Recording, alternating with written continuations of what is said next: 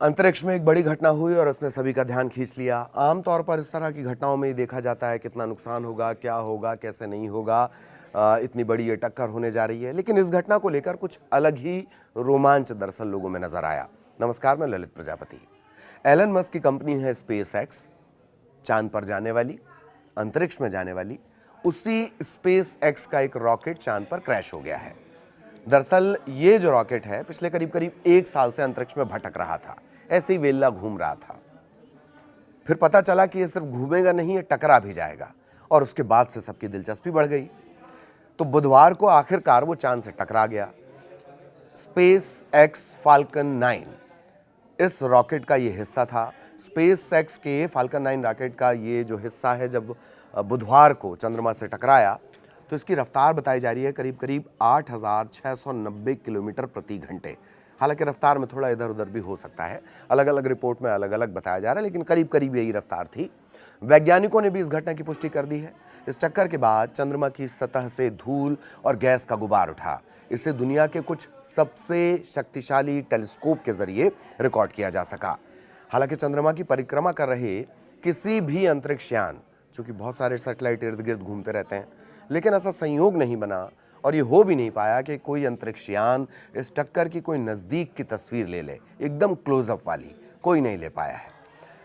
दरअसल फाल्कन 9 का ये जो रॉकेट है चांद की सतह पर आवाज की स्पीड से 7 गुना ज्यादा तेजी से टकराया है। दावा ये किया जा रहा है कि 3 टन टीएनटी के बराबर इससे एनर्जी निकली है और एक बहुत बड़ा सा गड्ढा बना है, कई फीट का ये गड्ढा बताया जा रहा है। लेकिन फिर भी ये इतना छोटा है कि धरती से आप नंगी आंखों से इसे नहीं देख सकते। रॉकेट तो छोटे छोटे मलबों में बिखर गया है। स्पेस एक्स का जो ये रॉकेट है वो 1 साल से अंतरिक्ष में यूं ही घूम रहा था, इधर से उधर, उधर से इधर। अंतरिक्ष में आप वैसे भी जानते हैं चीजें यूं ही घूमते रहती हैं। चांद से टक्कर के बाद ये भटके हुए स्पेसक्राफ्ट और स्पेस जंक के दूसरे टुकड़ों की लिस्ट में शामिल हो गया है और सदियों से चांद की सतह पर इस तरह की बमबारी होती रही है। दरअसल ये रॉकेट का सेकेंड स्टेज था। इसी फाल्कन 9 रॉकेट ने जनवरी 2025 में फायरफ्लाई एरोस्पेस के चंद्र लैंडर को चंद्रमा की तरफ भेजा था। मिशन पूरा होने के बाद रॉकेट का जो ये हिस्सा था ये अंतरिक्ष में ही लगातार घूमता रहा। इसका भी एक गणित है, दरअसल उसे वापस आ जाना चाहिए था, लेकिन उतनी एनर्जी मिल नहीं पाई कि वो उस ऑर्बिट को छोड़ पाए, तो अंतरिक्ष में ये घूम रहा था। वैज्ञानिकों ने पहले ही अनुमान लगा लिया था कि इसकी दिशा ऐसी है कि आज नहीं तो कल, कल नहीं तो, मतलब वहाँ तो सटीक कैलकुलेशन चलते हैं कि अगर इसी रफ्तार से ये जाएगा तो चंद्रमा की सतह से टकराएगा।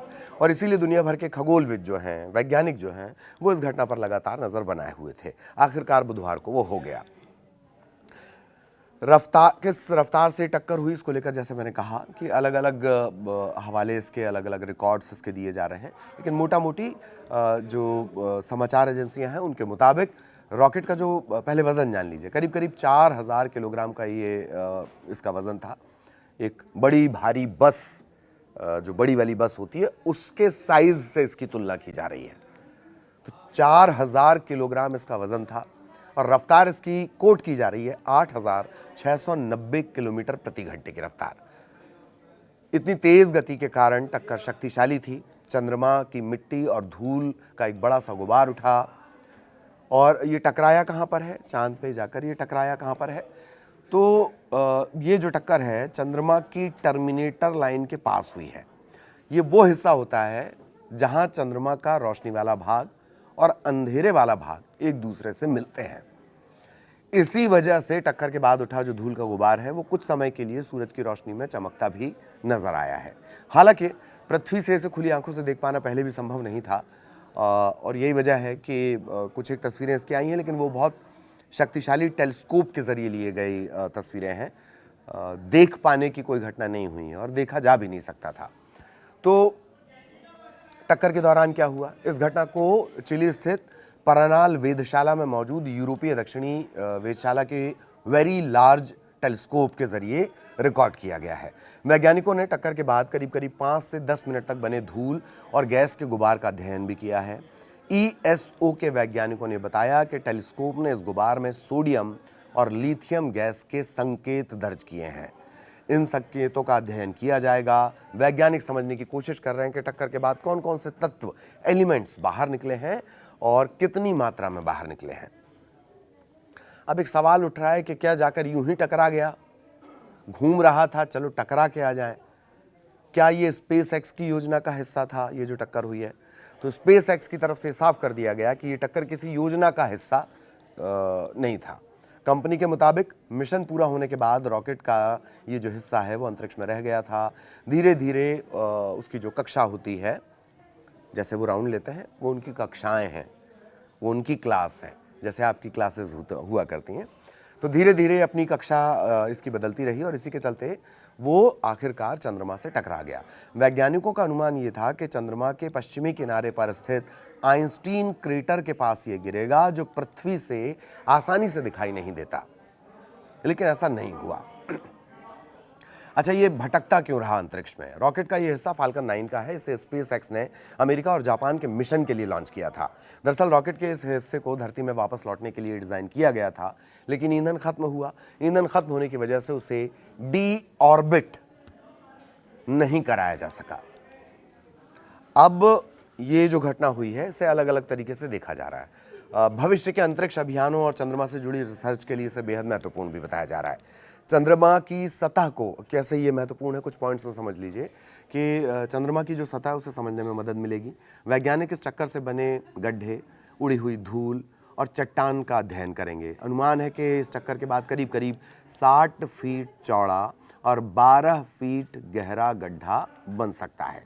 एकदम क्लियर कट नहीं आया है, लेकिन अभी यही जानकारी है। 60 फीट चौड़ा, 12 फीट गहरा गड्ढा बन सकता है। जो रिसर्च कर रहे हैं उनका वो ये भी जानेंगे कि मलबा कितनी दूर तक इसका फैलता है, सतह के नीचे की परतों पर इसका क्या प्रभाव पड़ता है। ये जानकारी भविष्य के जो वैज्ञानिक मॉडल होंगे उन्हें और सटीक बनाने के साथ साथ चंद्रमा की सतह को बेहतर ढंग से समझने में मदद करेगी। और भविष्य के जो मून मिशन होंगे इसके बाद के, उनके लिए बेहतर तैयारी की जा सकेगी। जो आंकड़े मिले हैं इंजीनियर और वैज्ञानिकों को, वो भविष्य के चंद्र लैंडर और मून बेस तैयार करने में मदद करेंगे। टक्कर के दौरान करीब करीब 100 किलोमीटर तक धूल का गुबार फैलने की बातें कही गई। इससे ये समझा जा सकेगा कि चंद्रमा पर उतरने वाले यानों को किस तरह से सुरक्षित रखा जाए और उड़ने वाली धूल और पत्थरों से कैसे अपना बचाव किया जाए।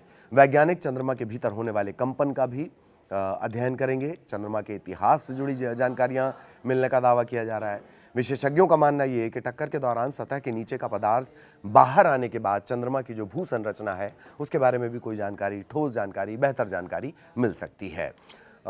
इससे करीब करीब 4.5 अरब साल पहले पृथ्वी और चंद्रमा के बनने से जुड़े कई सवालों के जवाब तलाशने में भी मदद मिलेगी। वैज्ञानिकों को पहले से रॉकेट का आकार, रफ्तार और टक्कर की सटीक जगह पता थी, इसीलिए इसे एक दुर्लभ और नियंत्रित वैज्ञानिक प्रयोग माना जा रहा है। हालांकि स्पेस एक्स की तरफ से साफ किया गया कि ये प्लान नहीं था, उसे डी ऑर्बिट नहीं करवाया जा सका, यानी जो रॉकेट का हिस्सा था उसे डी ऑर्बिट नहीं करवाया जा सका, और यही वजह है कि बिना किसी योजना के हिस्से के ये जाकर टकरा गया। करीब करीब 1 साल से ये स्पेस एक्स का ये रॉकेट का टुकड़ा तैर रहा है। स्कूल बस के जितना बड़ा है, 4000 किलोग्राम का है। और फाल्कन 9 रॉकेट का हिस्सा, ये मैं आपको बता चुका हूँ, जनवरी 2025 में लूनर लैंडर के जरिए इसे चंद्रमा की तरफ से भेजा गया था।